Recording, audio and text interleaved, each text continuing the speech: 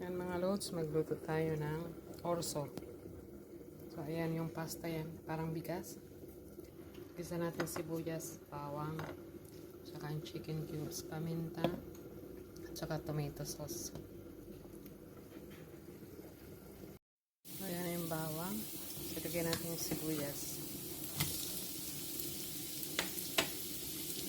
Ayan, lagyan natin yung tomato.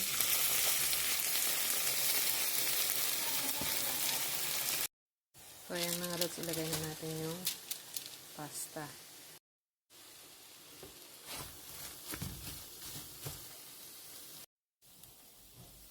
So ayan, lagyan na natin ng tubig. Yung tubig niya may kasamang chicken cubes. Hinilot ko. Lagyan natin ng paminta. Para siyang bigas din, oh. Okay guys, luto na siya. So ayan na guys ang ating salad, kitaraki, at saka itong ating baboy. Ayan, stew pork.